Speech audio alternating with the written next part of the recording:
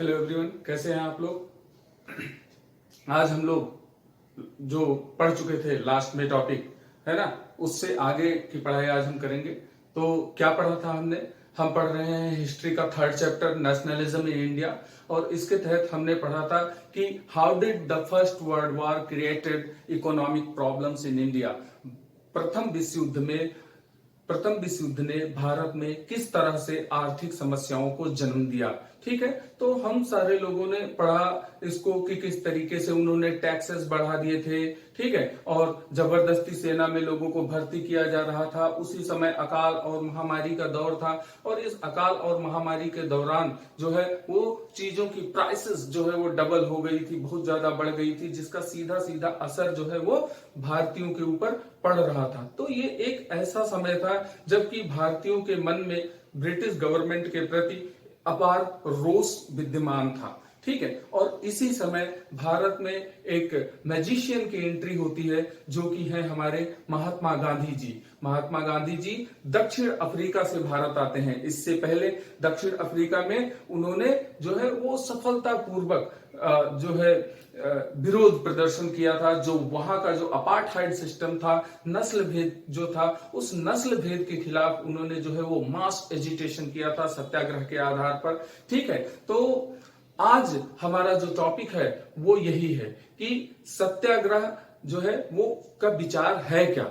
ठीक है, साथ ही साथ में गांधी जी ने इस सत्याग्रह को किस तरीके से आंदोलनों में अपनाया या भारत की राजनीति में अपनाया, हम इसको पढ़ेंगे। ठीक है, the idea of Satyagraha topic के अंतर्गत। तो सत्याग्रह का को जो है महात्मा गांधी जी पहले भी प्रयोग कर चुके थे। दक्षिण अफ्रीका में सफलतापूर्वक वो इसका प्रयोग कर चुके थे, और वहां की जो गोरी सरकार थी, जो कि नस्ल भेद पर आधारित थी, वहां पर त्वचा के रंग के आधार पर जो भेदभाव करती थी, उसको उस गोरी सरकार को महात्मा गांधी जी के इस सत्याग्रह आंदोलनों के आगे जो है वो झुकना पड़ा था। जब महात्मा गांधी जी भारत आते हैं, कब आते हैं भारत आते हैं महात्मा गांधी जी 1915 में, 1915 में महात्मा गांधी जी भारत आते हैं।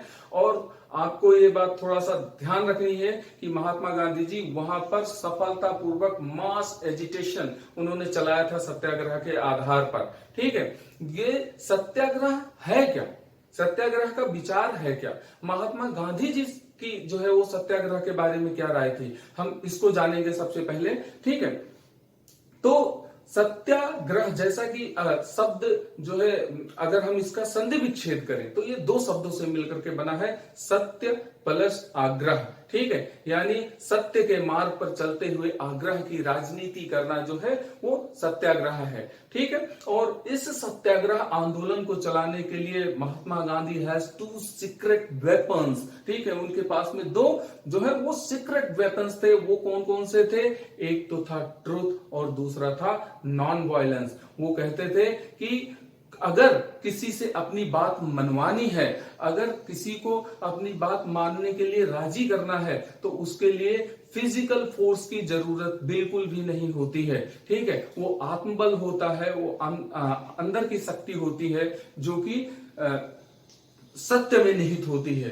ठीक है, जो कि सत्य में निहित होती है, और जिसके जरिए हम अपनी बातों को जो है वो मनवा सकते हैं। और इसका उन्होंने सफलतापूर्वक प्रयोग भी किया था। ठीक है, हम बताएंगे उसका प्रयोग उन्होंने कहां कहां पर किया था और किस तरीके से किया था।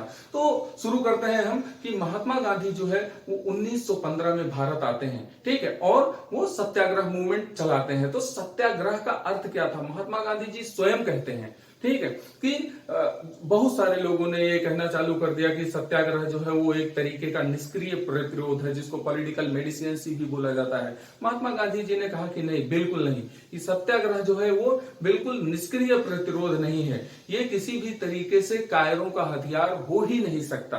ठीक है, जो ये केवल ऐसे लोगों का हथियार हो सकता है जिनके अंदर आत्मबल ज्यादा है, जिनके आत्मा की शक्ति अधिक है। वो ये मानते थे कि आत्मा जो है हमेशा सच्चे विचारों से और अच्छे विचारों से लैस होती है, जिसके अंदर किसी भी तरह की परेशानी को फेस करने की ताकत होती है, किसी भी तरह की समस्या को फेस करने की शक्ति होती है। ठीक है, और इसके लिए उन्होंने कहा था कि जो है वो सत्य की खोज की जानी चाहिए। ठीक है, और सत्य की खोज किस तरीके से की जानी चाहिए? आग्रह के आधार पर। इसका मतलब ये हो गया कि जो भी कार्य करना है, ठीक है, किसी से अपनी बात मनवानी है, कोई आंदोलन है, ठीक है, इसमें हमको किसी भी तरीके से शारीरिक बल या हिंसा का प्रयोग नहीं करना है। हमको सामने वाले को इस बात को रियलाइज कराना है कि जो है वो ट्रुथ में क्या पावर है। ठीक है, बिना किसी भी तरह के हथियार का, बिना किसी भी तरह के जो है वो शक्ति का प्रयोग किए बिना। ठीक है, वो ये मानते थे कि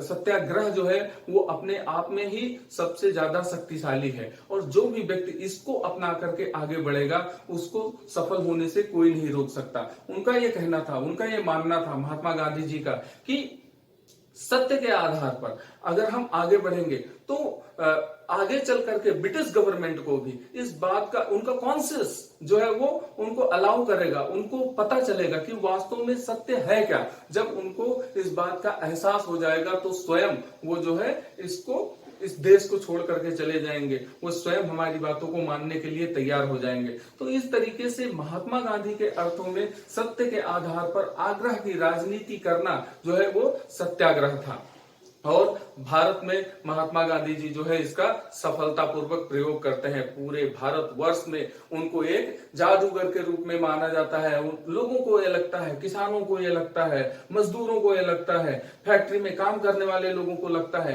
कि महात्मा गांधी जी जो एक जादूगर हैं और वो उनको किसी भी तरह की समस्या से मुक्त करा सकते हैं। महात्मा गांधी जब दक्षिण अफ्रीका से भारत आते हैं तो भारत आने के बाद में सबसे पहला वो काम करते हैं कि पूरे देश भर का दौरा करते हैं, वहां के लोगों की जो है समस्याओं को सुनते हैं, ठीक है, और उनकी परेशानियों को सुनते हैं, और समय समय पर जो है उनको वो मदद करते हैं, उनके साथ मिलकर के आंदोलनों का संचालन करते हैं, और सफलतापूर्वक उन आंदोलनों का संचालन करके अंग्रेजी हुकूमत से या ब्रिटिश गवर्नमेंट से अपनी बातों को मनवाने में सफल होते हैं। महात्मा गांधी जी का ये पहला सफल प्रयोग होता है 1916 में, जब वो बिहार के चंपारण के एक गांव में जाते हैं जहां पर तिनकठिया सिस्टम जो है वो बहुत पहले से चल रहा था। तिनकठिया सिस्टम का मतलब ये है कि कोई भी किसान है, उस किसान को अपना जो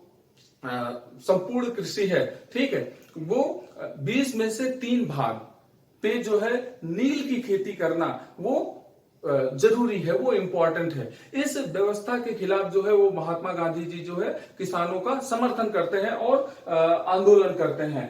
ही has successfully fought the racist regime with a noble method of the mass agitation in South Africa, और उसी चीज को वो भारत में लेकर के आते हैं। वो यहां पर भी उसी तरीके से सत्याग्रह आंदोलन को चलाते हैं। जब वो 1916 में चंपारण में आंदोलन करते हैं तो चंपारण की स्थिति कैसी थी कि जो चंपारण के किसान थे, उन चंपारण के किसानों का जो है वो समर्थन करते हैं कि इस तरीके से जबरदस्ती उनसे नील की खेती नहीं कराई जा सकती, ठीक है। और सबसे अच्छी बात यह है कि यहां पर जो है ब्रिटिश गवर्नमेंट को उनके इस डिमांड के आगे, इस आंदोलन के आगे झुकना पड़ता है, महात्मा गांधी जी की बात को माननी पड़ती है और किसानों को रिलैक्स देना पड़ता है। दूसरा उनका जो प्रयोग होता है वो जाते हैं गुजरात के खेड़ा डिस्ट्रिक्ट में। गुजरात के खेड़ा डिस्ट्रिक्ट में जाते हैं जहां पर इस समय भयंकर समस्याओं का दौर था, भयंकर आपदाओं का दौर था। ये समस्याएं, ये आपदाएं क्या थी?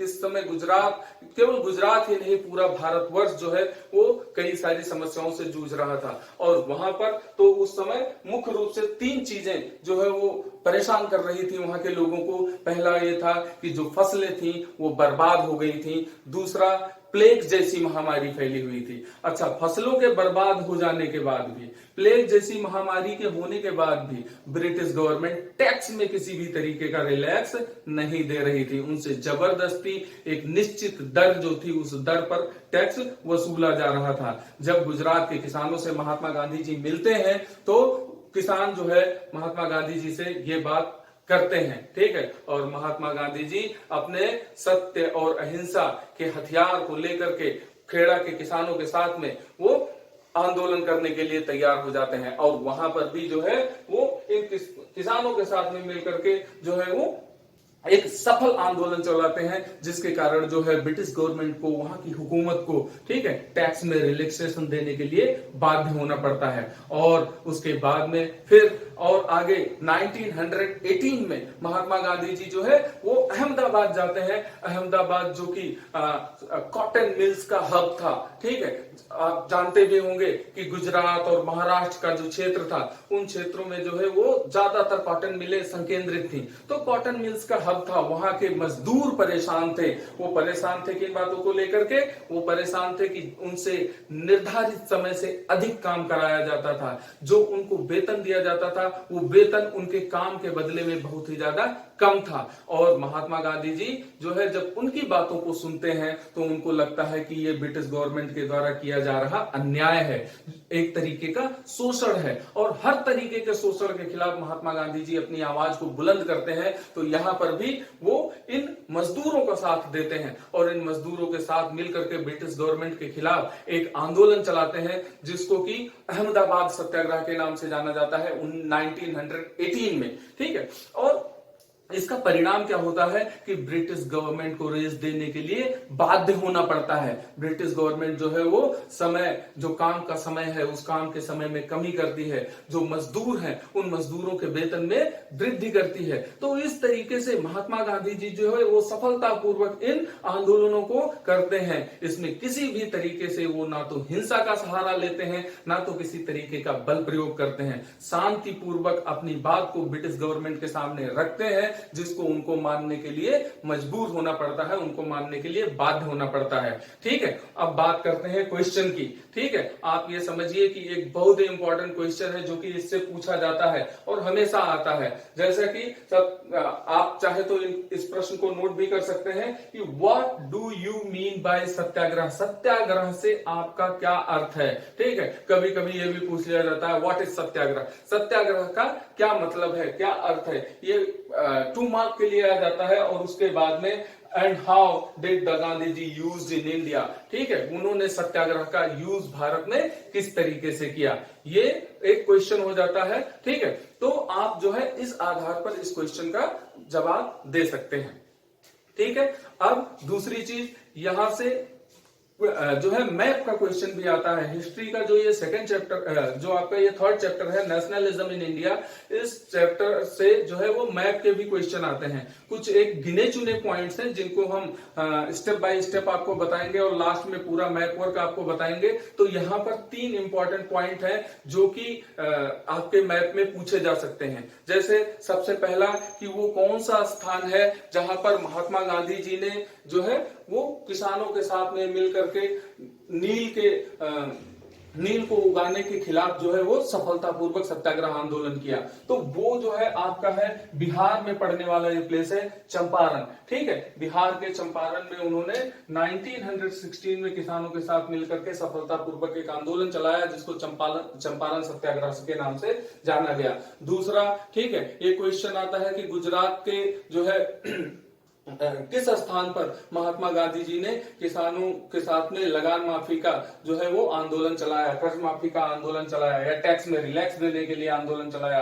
तो वो प्लेस आपका है खेड़ा, ठीक है। ध्यान दीजिएगा यहाँ पर, ये गुजरात में, ठीक है, नीचे के साइड में है यहाँ पर। और तीसरा जो है ये क्वेश्चन भी पूछा जाता है, ये कभी कभी 1 मार्क के लिए भी क्वेश्चन पूछा जाता है कि कौन सा आंदोलन महात्मा गांधी जी ने मिल वर्कर्स के सपोर्ट के लिए चलाया, ठीक है। कि name the movement which was started by Mahatma Gandhi for the support of mill workers। Mill workers के सपोर्ट के लिए महात्मा गांधी जी ने कौन सा आंदोलन चलाया?